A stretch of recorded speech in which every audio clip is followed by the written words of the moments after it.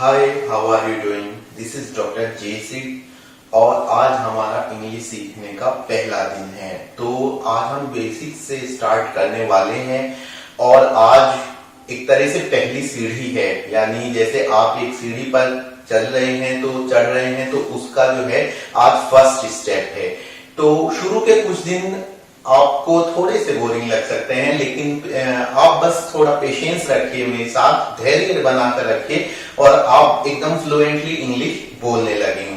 आज की इस वीडियो में मैं आपको बताने वाला हूं कि सब्जेक्ट, वर्ब और ऑब्जेक्ट क्या होते हैं, क्योंकि ये ऐसी टर्म्स हैं जो बार बार आपके सामने आने वाली हैं।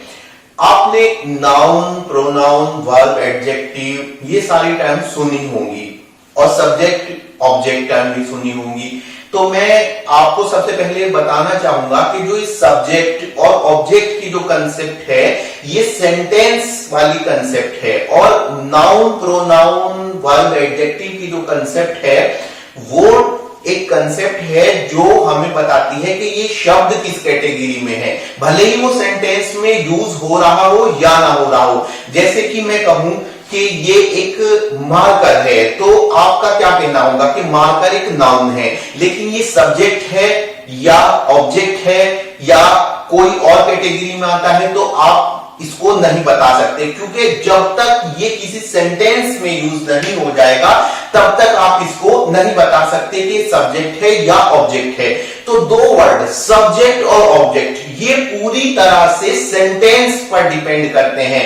नाउन भी हो सकता है, प्रोनाउन भी हो सकता है, इवन वर्ब की कई कैटेगरीज भी सब्जेक्ट का काम कर सकती हैं। तो सब्जेक्ट और ऑब्जेक्ट पूरी तरह से सेंटेंस पर डिपेंड करता है।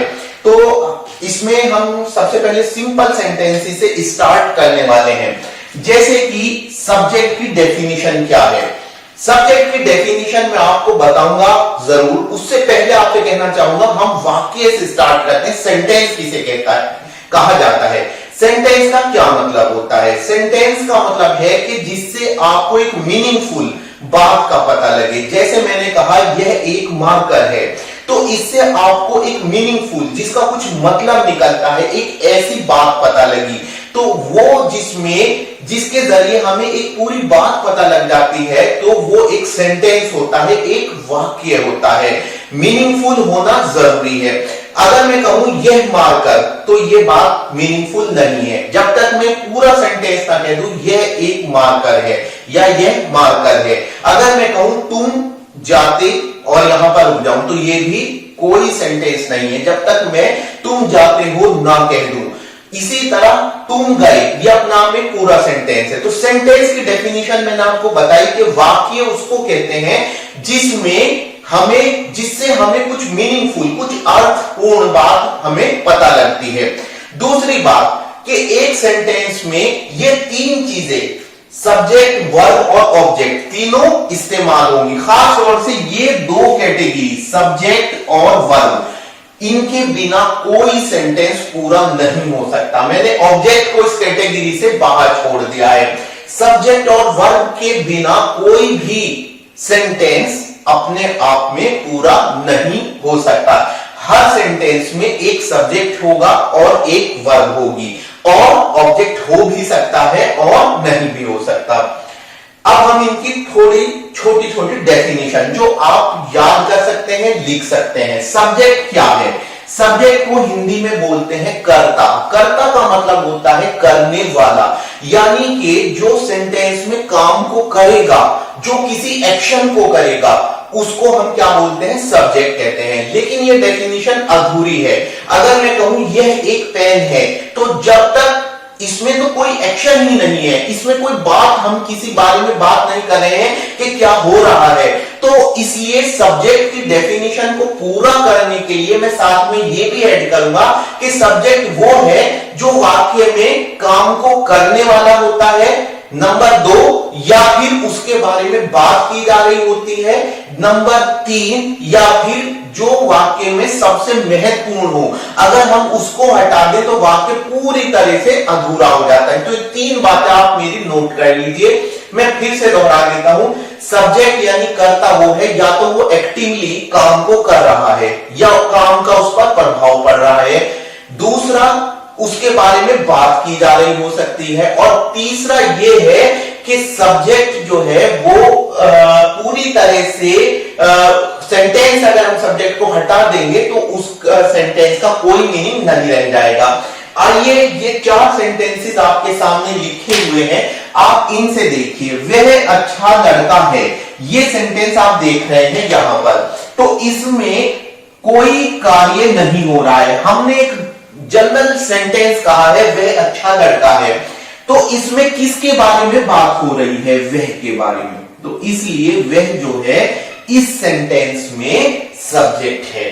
सागर फुटबॉल खेलता है, तो इसमें एक काम हो रहा है, एक एक्शन हो रहा है। इसके बारे में हम अभी बात करने वाले हैं, वर्ब के बारे में। और वो एक्शन है खेलने का।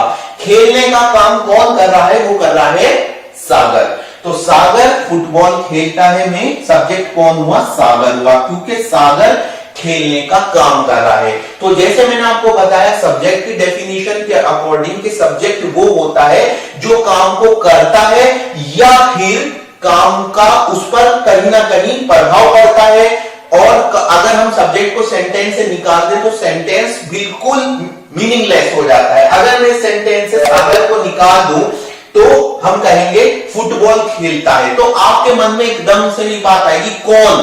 तो यहां पे एक नई डेफिनेशन आपके सामने आ जाती है कि अगर हम सब्जेक्ट को हटाकर उसकी जगह कौन रखें तो हमें जवाब मिलता है जबकि ये काम इसने किया।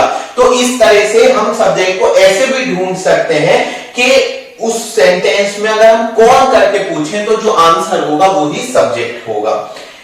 अजय चला गया है, तो इस सेंटेंस में आप देखें जाने का काम हो रहा है और इसे किसने किया है?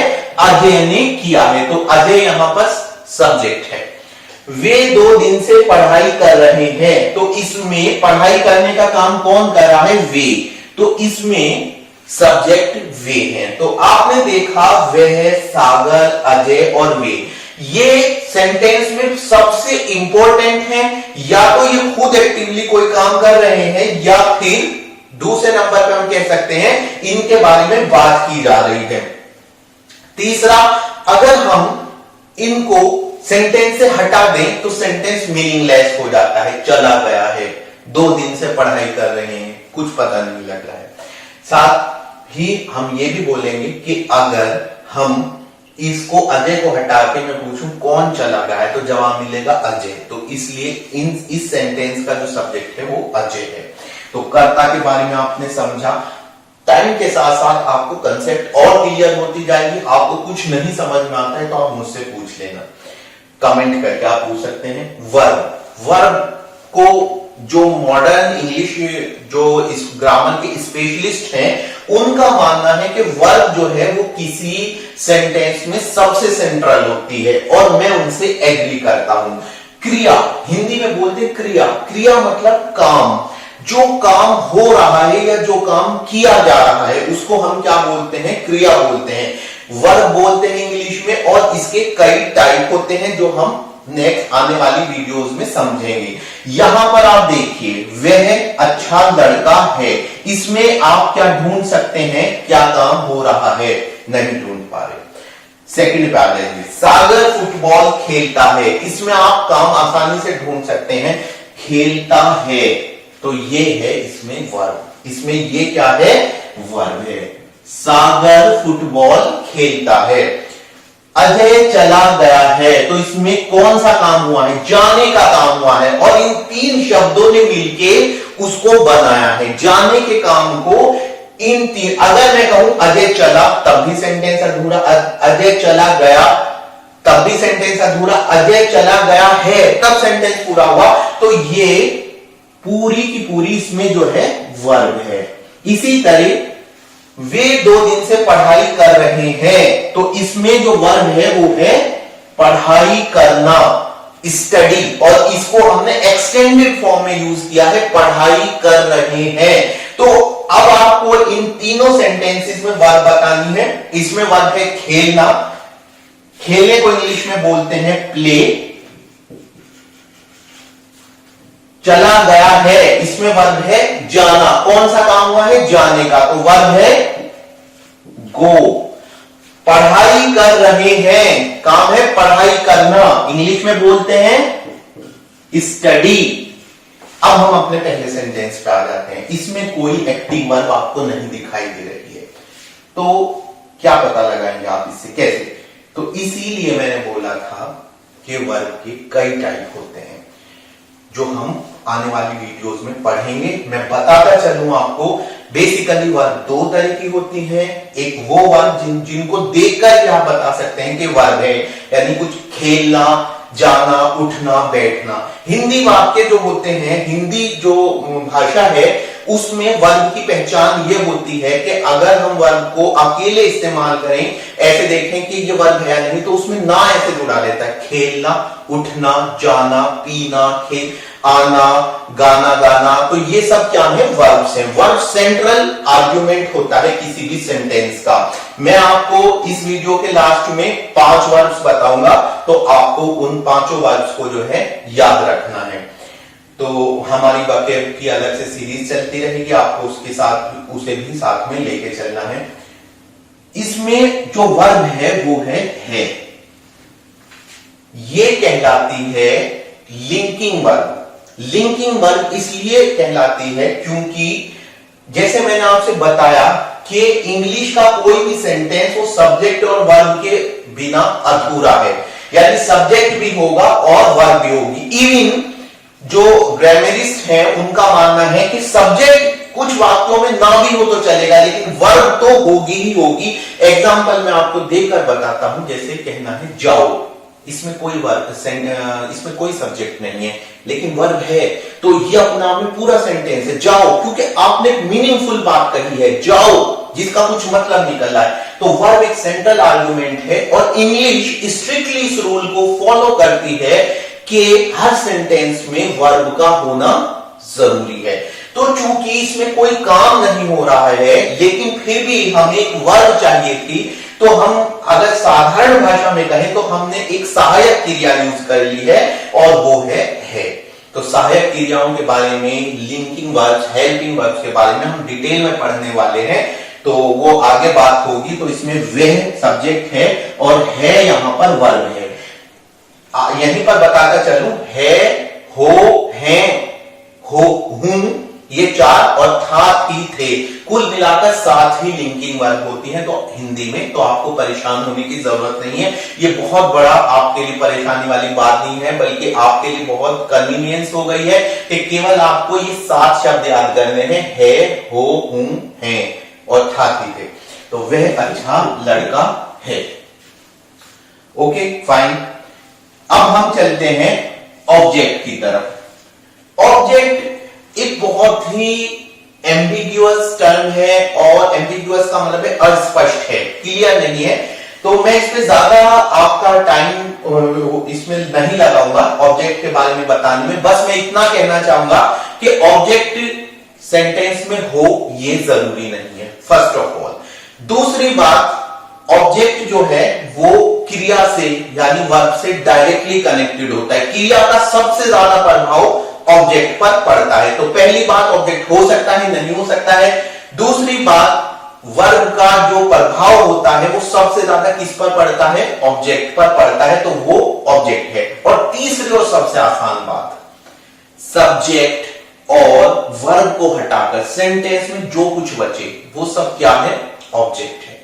फिलहाल के लिए, फॉर द टाइम बीइंग, तो इससे आप एक फ्रेज आप याद कर लीजिए, फिलहाल के लिए। इसके इंग्लिश में इसको क्या कहते हैं? For the time being. तो ऐसे हमारी वोकैबुलरी साथ के साथ चलती रहेगी, फॉर द टाइम बीइंग।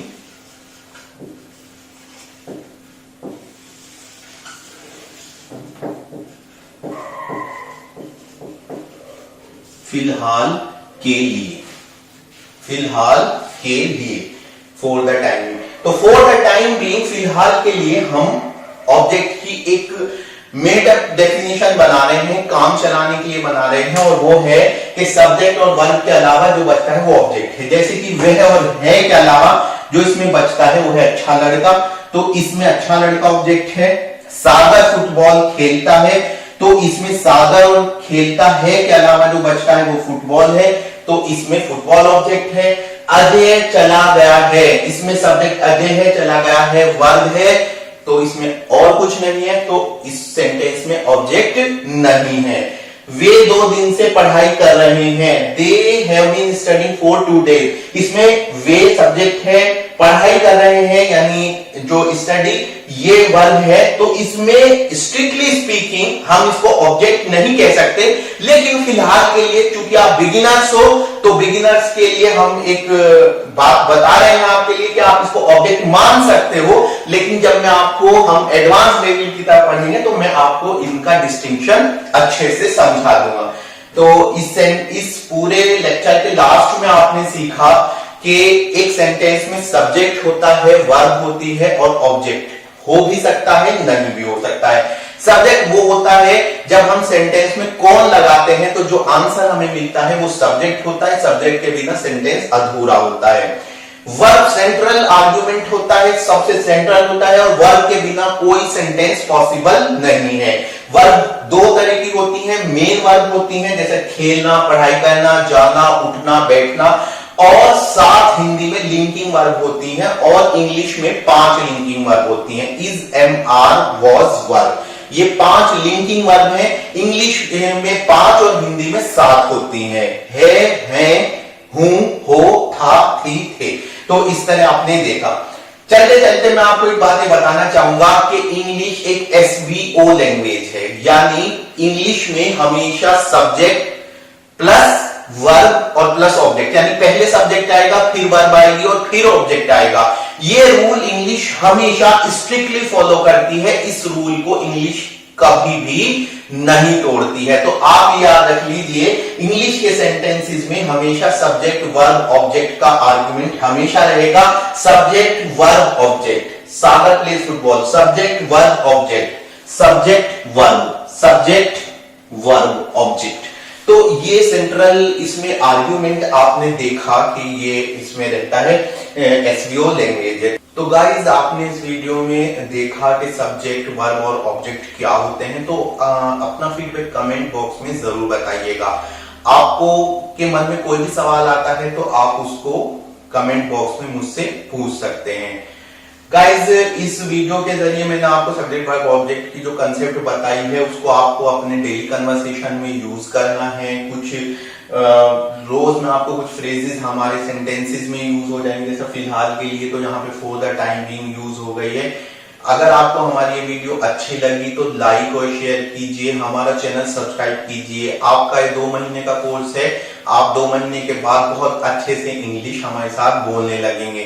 तो मिलते हैं नेक्स्ट वीडियो के साथ। Thank you very much.